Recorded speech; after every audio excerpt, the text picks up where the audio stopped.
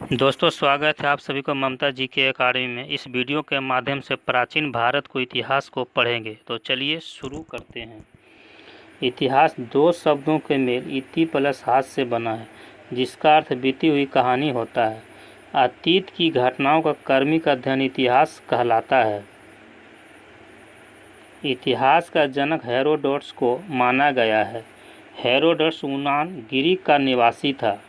इन्होंने यूनान के क्षेत्रीय भाषा आयोनिक भाषा हिस्टोरिका नामक ग्रंथ की रचना किया था। भारत का इतिहास। प्राचीन भारत का इतिहास 30 लाख बीसी से 712 एडी सनातन धर्म। मध्यकालीन भारत का इतिहास 712 एडी से 1717 एडी इस्लाम धर्म। आधुनिक भारत का इतिहास 1498 से 1948 50 ईसाई धर्म। अध्ययन के सुविधा के लिए भारत के इतिहास को 3 भागों में विभाजित किया गया है। यह विभाजन 2 प्रकार से हुआ है। पहला कालक्रम के अनुसार, दूसरा सांस्कृतिक आधार पर। सांस्कृतिक आधार पर यह स्पष्ट होता है कि प्राचीन काल में शासन करने वाले अधिकांश शासक सनातन धर्म हिंदू धर्म के अनुयायी थे।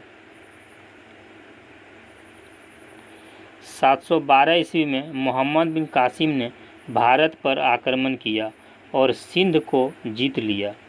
इसी के साथ इस्लाम धर्म का आगमन भारत में हुआ। मध्यकालीन में शासन करने वाले अधिकांश शासक इस्लाम धर्म के अनुयायी थे। इसके बाद आधुनिक काल में इन लोगों की सत्ता समाप्त हुआ। 1498 ईस्वी में पुर्तगाली यात्री वास्को डी गामा भारत में कालीकट केरल पहुंचा था। इस प्रकार आधुनिक भारत में ईसाई धर्म के अनुयायी ने राजनीतिक सत्ता को स्थापित कर दिया।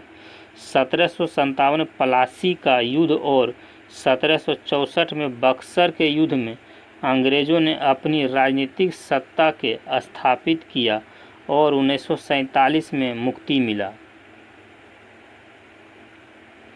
1948 में गांधी जी की हत्या के साथ ही गांधी युग समाप्त हुआ, लेकिन कुछ इतिहासकारों ने 1950 तक का काल को माना है, क्योंकि 26 जनवरी 1950 को भारत का संविधान पूर्ण रूप से लागू हुआ और भारत प्रजातंत्र के साथ साथ गणतंत्र के रूप में भी स्थापित हुआ। प्राचीन भारत का इतिहास।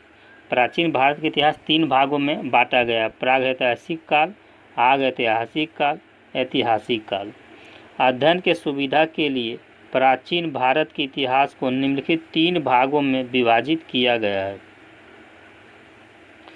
प्रागैतिहासिक काल वैसा काल जिसका लिखित साधन उपलब्ध नहीं है और मानव पूर्ण रूप से सब नहीं बना, उस काल को प्रागैतिहासिक काल कहते हैं। नंबर 2 आग ऐतिहासिक काल वैसा काल जिसमें लिखित साधन उपलब्ध है लेकिन अभी तक उसका अर्थ हम लोग नहीं निकाल पाए हैं, उस काल को आग ऐतिहासिक काल कहा जाता है। हड़प्पा सभ्यता का काल आग ऐतिहासिक काल के अंतर्गत माना गया है।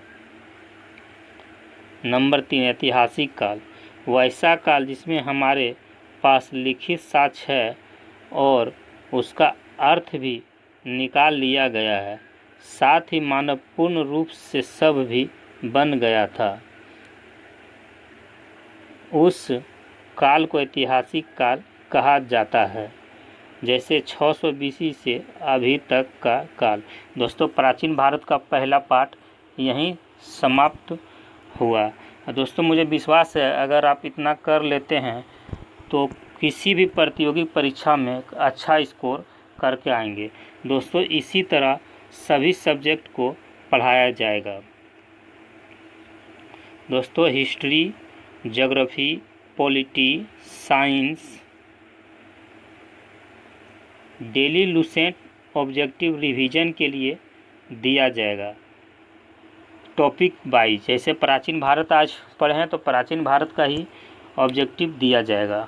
डेली प्रैक्टिस सेट 50 क्वेश्चन को दिया जाएगा, जो बहुत ही इम्पोर्टेंट होगा किसी भी एग्ज़ाम के लिए। इसके साथ ही मंथ वाइज करंट अफेयर्स दिया जाएगा। दोस्तों मिलते हैं जल्द ही अगली वीडियो में, तब तक के लिए नमस्कार। मेरे चैनल को सब्सक्राइब शेयर ज़रूर करें। जय हिंद, जय भारत।